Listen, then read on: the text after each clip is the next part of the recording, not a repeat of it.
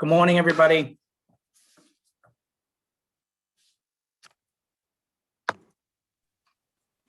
Good morning, Frank. Good morning, Frank.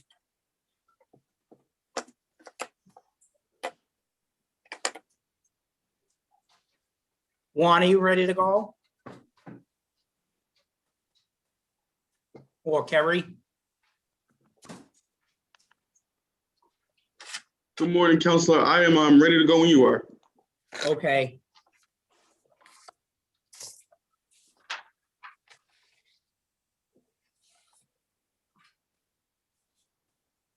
Nida, is that how you say your name, Nida? Correct. Is Kara coming today? She is. Oh, okay, so we'll wait on Kara. Okay. How are you today? I'm good. How are you? Good, I can't complain.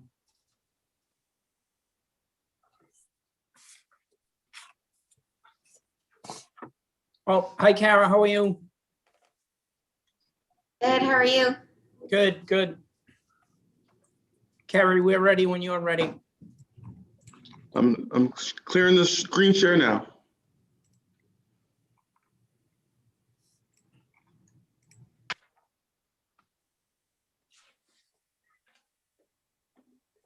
Okay, we're ready to kick it off. Good morning, everybody. For the record, my name is Frank Baker. I'm the Boston City Council for District 3, and I'm the chair of the Boston City Council Committee on Arts, Culture, and Special Events.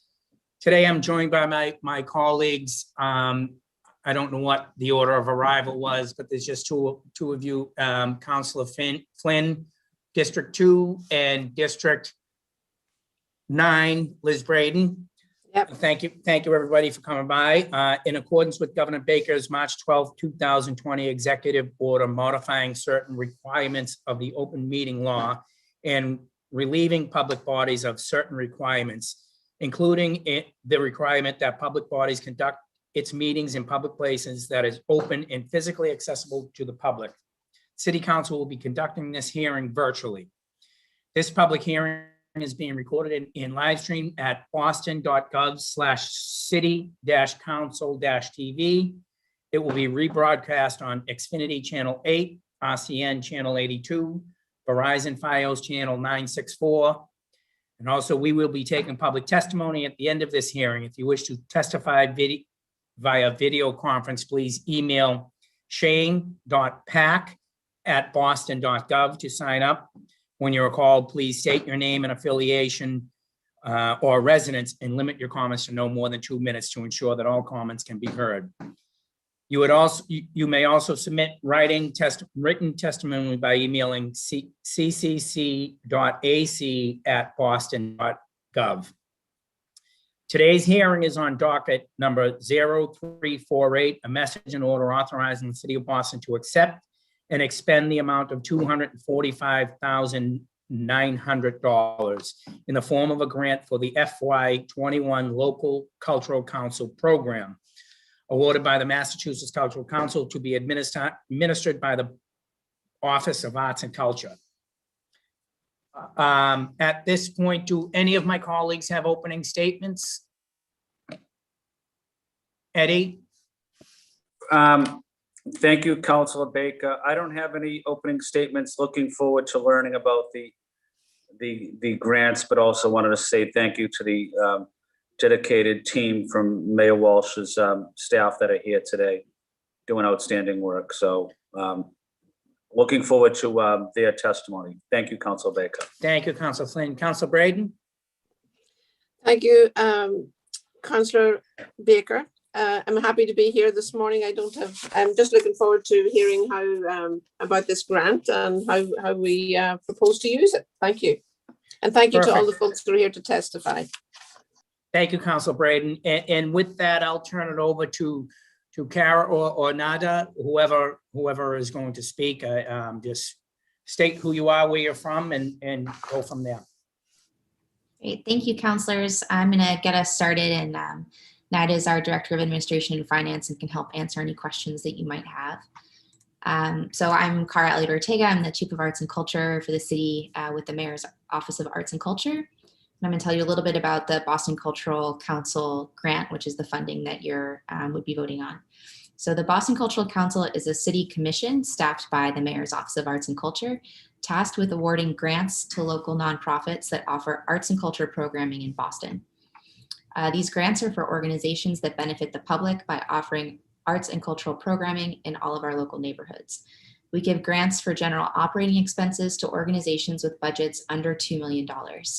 This was part of a new equity funding strategy that we launched last year to focus public funds on organizations that are often overlooked by philanthropy and yet are critical to providing cultural access to our communities.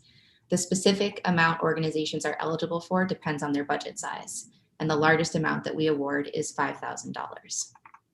Last year, we awarded $490,000 to 146 arts organizations, and that total included funding from the Massachusetts Cultural Council, which was a contribution of $236,400, with a city match of $300,000. So every year we have some allocation from the state through the Mass Cultural Council and a match from the city that gives us our total granting dollars.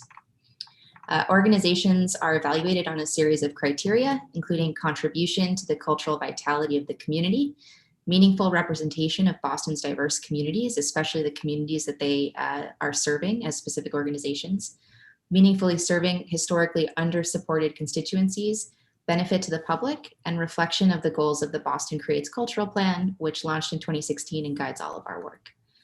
For the second year in a row, 3 grantees last year received additional funding through the Model Equity Organization Award.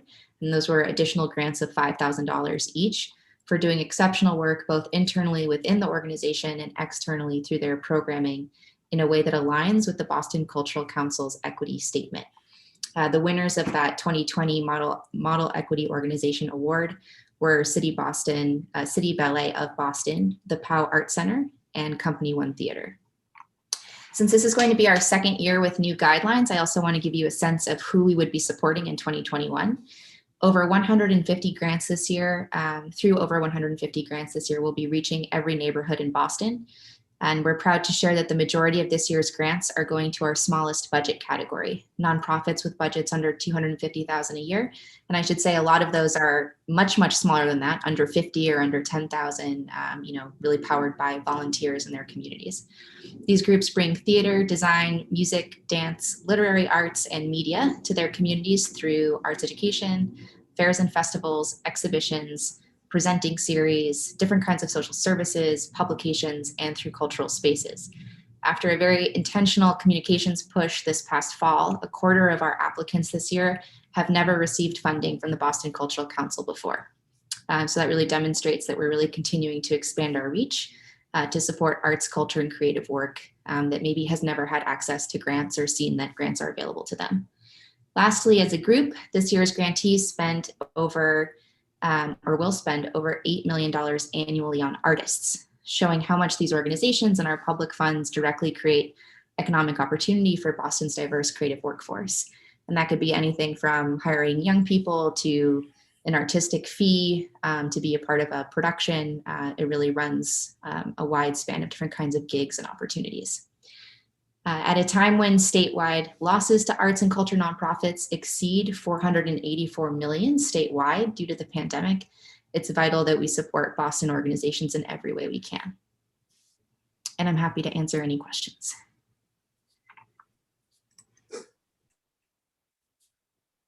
Thank you, Kara. Couple questions. So this grant is coming in from the Massachusetts Cultural Council, and are we is the city of Boston matching this 245? So there'll actually be 490 in a pot for us to give away? Yeah, Nida, do you have the number for the city match? Sure. For this year, the city's matching $250,000. Oh, good. So, and all in $5,000 increments, that's how we'll give it out. The smallest grant is $2,500 and the largest is $5,000. Okay. So will you communicate with us on the city council when that, I'm sure I don't know if it's an RFP process. Can you walk us through the process a little bit of how people will go through applying for those? And then the second part of that is, will you make sure that our offices all have that information? Yeah, absolutely. And we can send out kind of communications kits to all of your offices. The grants open every year in the fall. It's usually September 1st. This year we were a little bit pushed back with everything with the pandemic and the state budget, but it's usually September 1st through about October 15th. And there's an online application process through the platform that we use for all of our grants and calls to artists submittable. And there are, PDF of guidelines and how to fill out the application. We also do a bunch of info sessions during that time when the application is open. So people can actually sign up for office hours with someone on our staff and walk through it and get their application in. And then they're reviewed with decisions usually coming in mid-January. And then we have usually a big celebration in March, which of course last year turned into a video. But this year, hopefully will be a more exciting video until we can do things in person again. And does the Boston Council, is that who awards the grants when you say we review them? And how many people are on that board? And so we have, I think we're fully appointed, I think at 15 people right now. And they represent districts across the city. We try to do work when there are applications or vacancies open to make sure that we're keeping citywide representation. And those folks are all people who in one way or another have a connection to arts and culture. It could be that they're artists themselves or they volunteer with a local group, but they're all passionate about serving the city. And that's the bulk of what the council does, is review the applications, because we do get about 200 applications a year. And so it's a lot to go through, and they spend most of their time doing that. And so the Boston Cultural Council is our local cultural council that is eligible to receive those funds from the state. So we also have some support from the Mass Cultural Council around what that granting process looks like. And we have reporting requirements that the council works on every year. thank you. We've been joined by Council Bach. Good morning, Council Bach. And also I neglected to state that we have communication here from the office of Julia Mejia, City Councilor at Large, that she is unable to attend today's meeting. With that, Eddie, I want to turn it over to you if you have any questions. Yeah, thank you, Council Baker. Thank you to Kara and your team. So, Kara, can you tell me? I may have missed this in your opening statement, so I apologize. But is the application process already closed, or are you opening it now for this current cycle? Or can you just give me a little bit of background? I think I may have missed that. So the grant application is open in the fall, and we make funding decisions in January and February. So we've just made our decisions for this fiscal year, and then the application will open again September 1, 2021. Okay.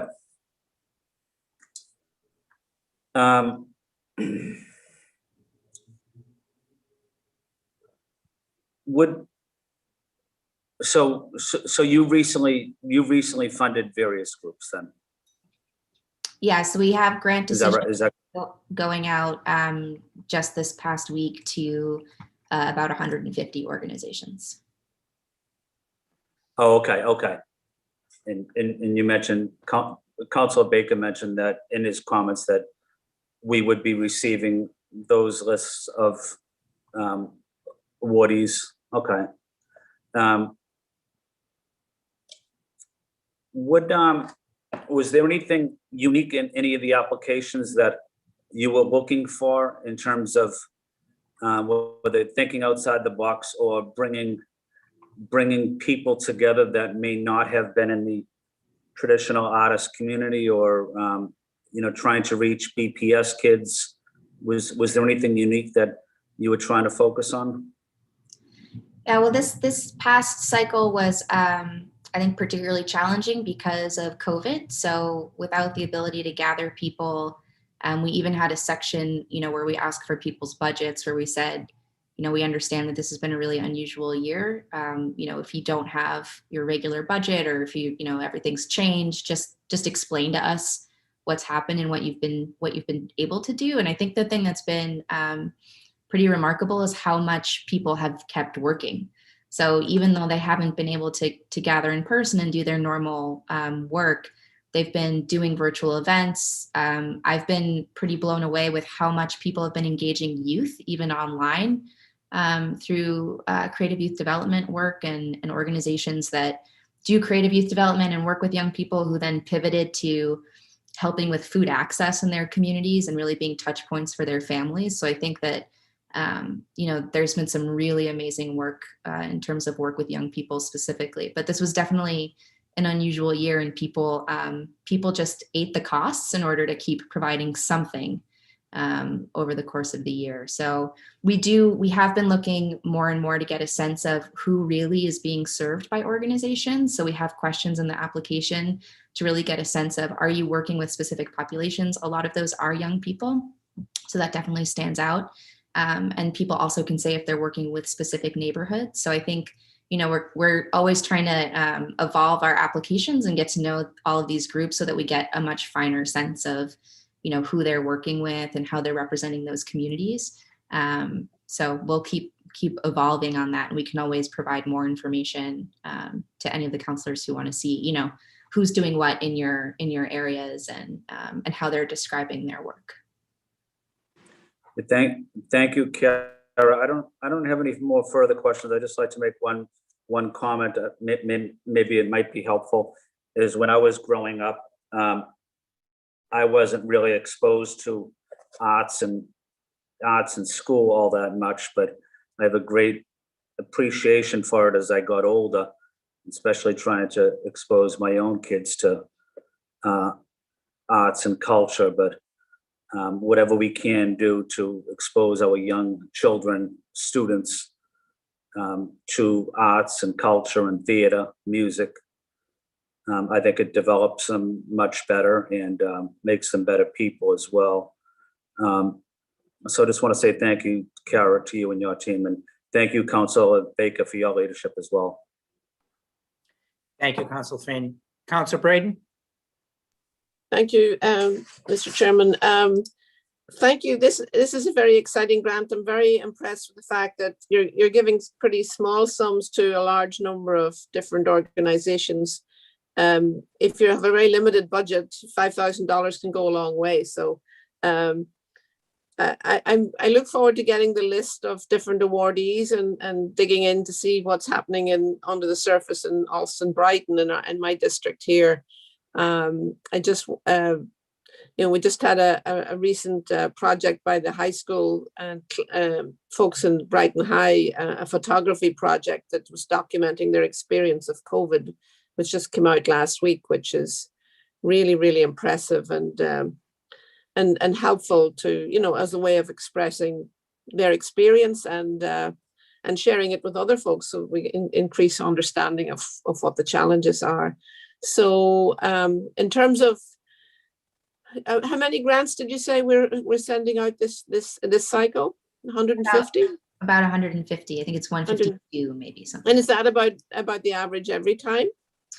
Yeah, when we made the decision to fund smaller organizations, we stopped funding some of the larger ones. And so when that happened, our grant numbers decreased a little bit. But now, even between last year and this year, this is just our second year of doing that, we've already seen a much bigger increase. And like I said, having a quarter of the applicants having never applied to BCC grants before. So our number overall has gone down a little bit, but I think we feel better about it because it's more intentional and we're reaching the folks who we intended to reach. And I think the more that we keep doing that, and we did some communications this year where we were like literally tagging every organization that we knew of in Instagram posts, chasing people down and saying, please apply for this. So I think the more that we do that, we'll see those numbers go up. And then, at some point we would love to see more funding from the state and the city for this grant, because at the end of the day, we don't want to be turning away any of these organizations that are within these guidelines. We want to be able to grow the support to meet them, where they are. But right now we're in a good place where we're not having to turn down a lot of folks who are eligible and deserving of the money. And so you're really cultivating a grassroots arts and culture infrastructure across the city and introducing lots of new people to it. That's wonderful. And in terms of types of work? Is there a breakdown? Like, do you get a nice spread, or is it more performance art or visual arts, or what sort of projects are you in? Do you see in the basket this year? We always see a lot of music. That's always the biggest kind of genre category. And I think that's partially because a lot of the groups that work with young people have some kind of music component to them. And then also it's like the lowest barrier thing. So a lot of choruses and, groups of people can get together and sing and play music in a way that I think feels more accessible. So we always get a lot of music. We always get a lot of multidisciplinary, which I think, we're seeing organizations that are like the one-stop shop for arts and culture access. And so they have a little bit of everything. Trying to think if there's any other major categories that stand out. I think those are the two that always come in really strong. And is it demographically, not only in terms of age, like I know there's a lot of work with youth, is there projects with elders as well? There are. So in our application, when we made that change last year, we started asking really specifically about who's being served. So we have data for the second year in a row on who really says, yeah, I'm intentionally working with older adults, or I'm intentionally working with, a specific group of immigrants. And so we're starting to get some of that information. That's good. Thank you. Thank you, Mr. Chair. Thank you, Council Braden. Council Bach? Thank you, Mr. Chair, and thanks so much, Cara. Just to clarify, the grant that we're being asked to authorize today, is that actually for going into the pot for next year's awards, or is that for funding the ones that you've just decided on? It's for this year's awards. Okay, got it. So it's the ones that you've just reached. Yeah. Okay. And when will that list be available to the council? We can get that to you. I think by the end of this week or early next week. Okay. Just because it sounds like an amazing set of groups, and I think this is a super awesome program. It's just like, as a matter of sort of like practice, I think if the money that we're like voting through has actually been awarded, it would be better if the council also had that documentation. And would love to see that. And I think it would be great also for us as counselors to be able to look at it and be like, oh, okay, these groups these grassroots groups, like you guys have already managed to connect to, and here's like some who maybe don't know about this grant, and it would provide us with a good moment to sort of remind people about it. And in terms of the 150 groups you said you funded in this round, and you got about 200 applicants. Is that right? We got a little bit fewer than 200 applicants this year, maybe 190 or something like that. And so when we talk about that 40 applicant gap, like what portion of those are sort of like kind of ineligible based on the criteria that you're doing versus kind of hard decisions that you can't fund them because you don't have enough funds? Yeah, probably half of that gap is folks who are either ineligible or they're technically eligible, but they're really a better fit for something else. So like an example of that might be an individual wants to do an event, and that's really kind of the only thing they do every year, and they want to apply for these grants through a fiscal sponsor. Well, we'd probably say, actually, you're a better fit for just applying for our grants for individuals who bring events to their communities, as opposed to this pool of funds that are really for nonprofits or really for organizations. So I think it's about half the gap. The other half, those decisions are made based on scores from the Boston Cultural Council and kind of a discussion of what the priorities are. So for this year, knowing that COVID hit arts organizations particularly hard, we did do a sort of the applications looking at organizations that aren't primarily arts and culture organizations, and looking at those specifically as a group and saying, well, are these groups that could maybe find funding from other sources? We would be supporting a portion of their overall programming because they're not cultural, they don't have a cultural mission per se. And so that helped us make some of those other choices about who would get funding. Got it. And is this the type of grant where like your vision would be that, like, because obviously you're sort of trying to seed the field with lots of grassroots groups that know about this, is the hope that then those grassroots groups would be applying every year and coming to, I mean, I think there's always an issue with grants. Like, basically, are you trying to change who gets it like each year, or are you, trying to set up a sort of steady expectation for folks of like, oh, if we have a cool thing, we'll probably get $5,000 from the city? Like, what's the kind of goal on that front? Yeah, I think it's a mix. There are some organizations that are, they're further along in how their visioning of what they want to do. They have full-time staff and they have an idea about how they want to grow.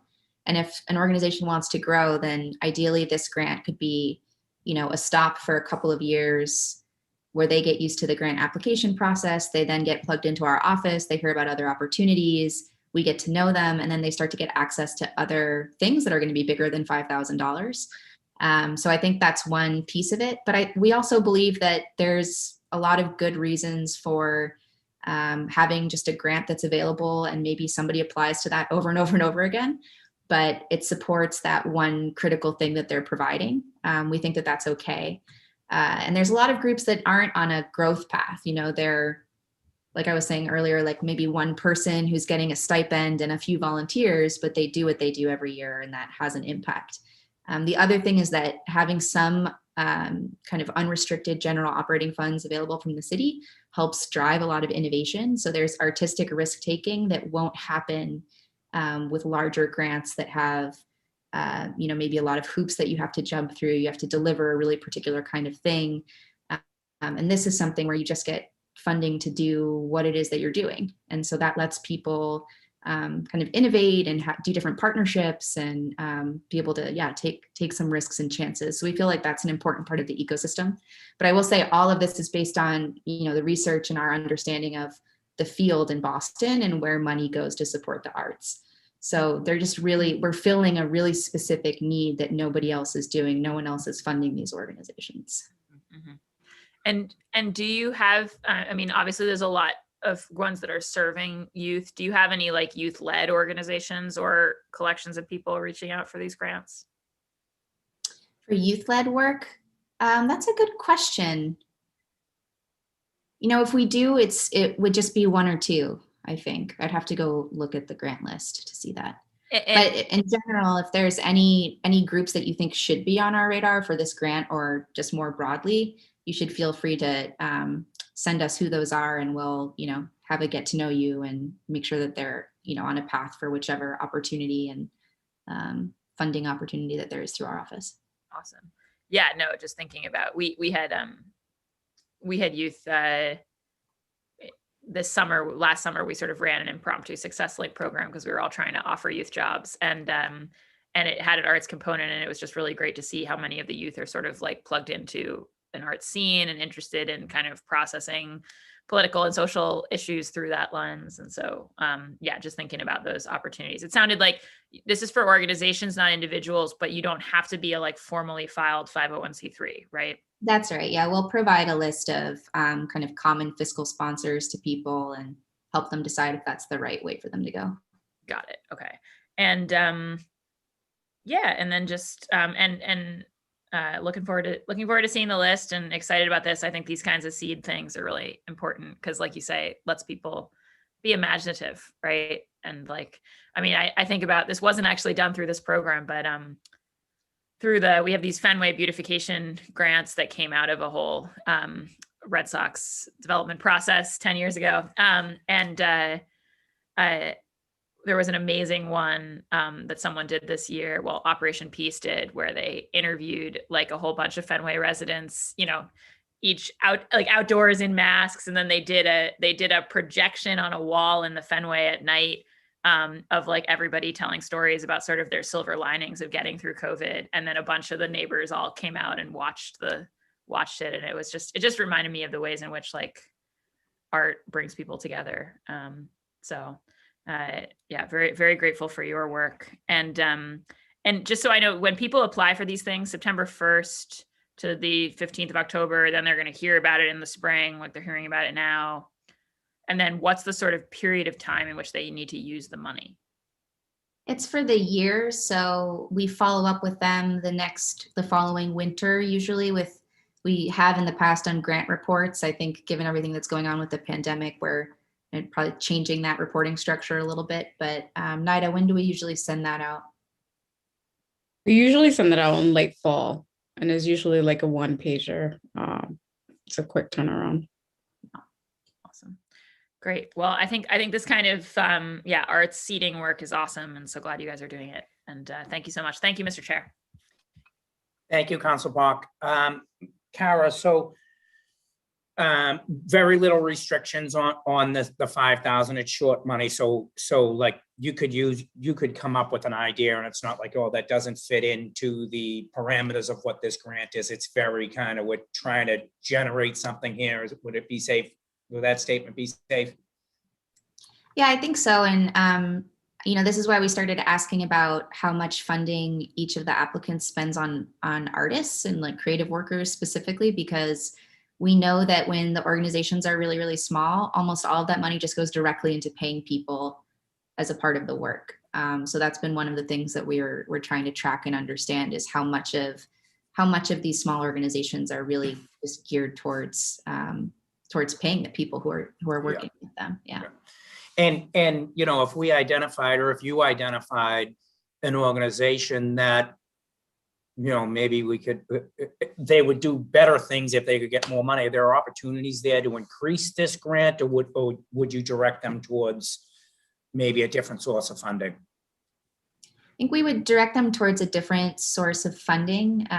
This grant, we've structured it really specifically to go up to that max of $5,000 based on your budget size. So it has really like streamlined the process, and I think made it more equitable, because we're not across 150 grants saying, oh, maybe this person deserves an extra $5.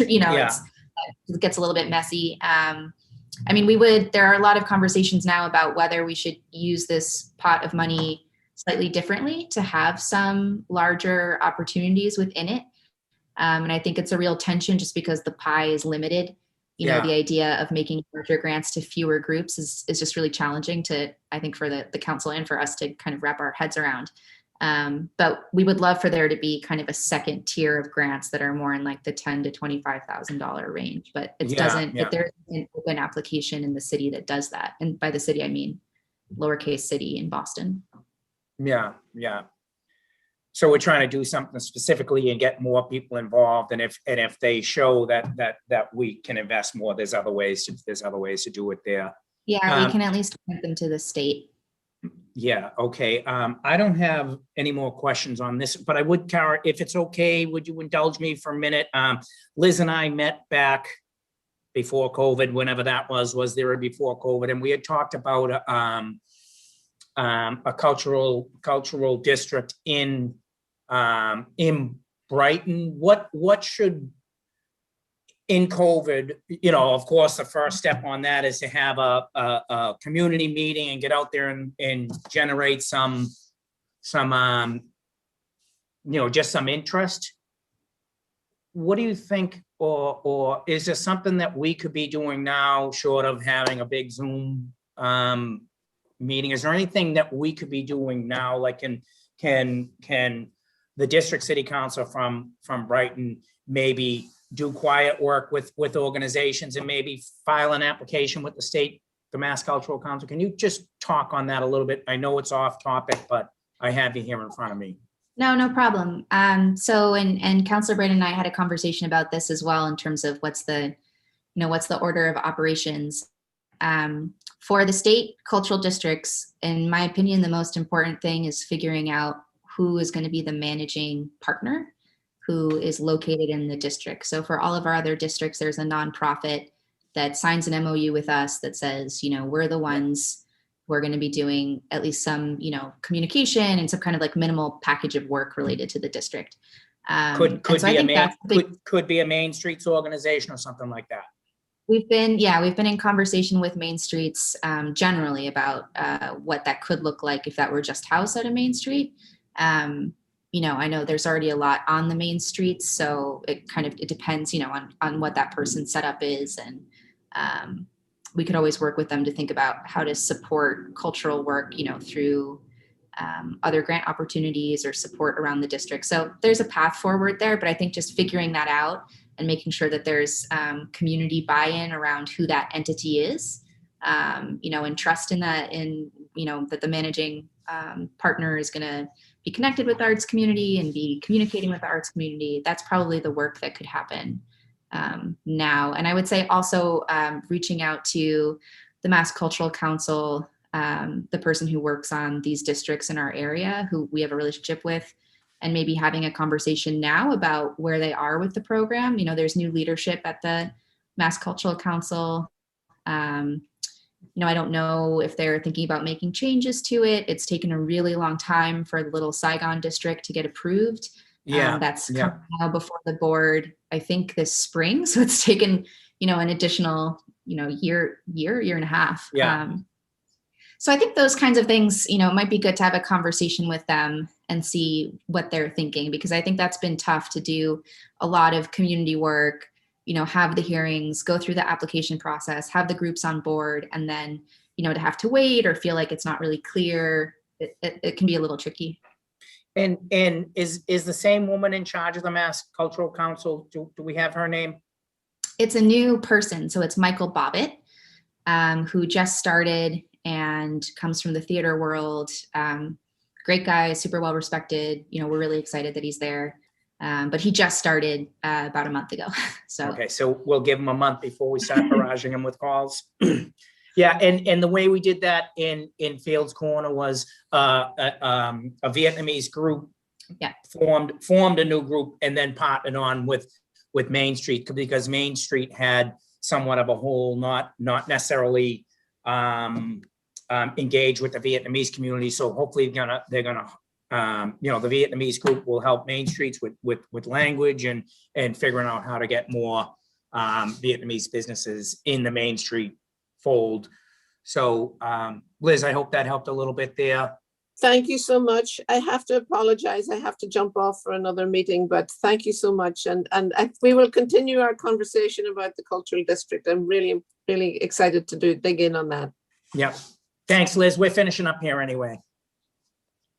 Thank you, Kara. Sorry to get off topic there. And now I'm going to call for public testimony. Is there anybody looking with public testimony? Juan, Terry? I don't think so. I don't have anybody.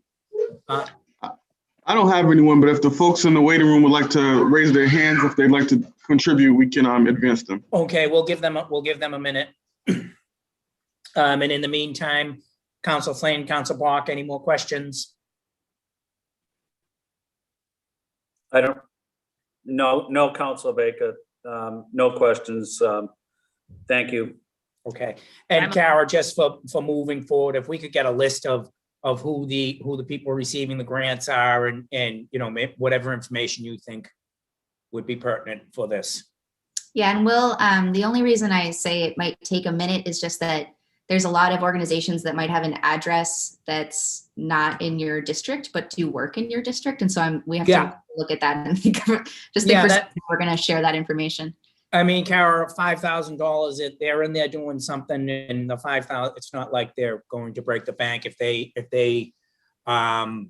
you guys are okay and that they're doing the work, it is only $5,000 at the end of the day. If it was 100,000, maybe we'd have to look into those addresses a little bit more. But yeah, I just want to make sure you all have enough information to understand. Yeah, and on that, will it be a breakdown of what the money's for, or just organization 5,000 for this? So it'll just be the organization, and we could maybe provide a little bit of a description or their mission, maybe, if you're okay with getting a bigger packet, so that you have some more information about them. Yeah. Excellent. Okay, I think we're done there. Hopefully, Carol will be taking a vote on this week, and I will recommend that this matter passes.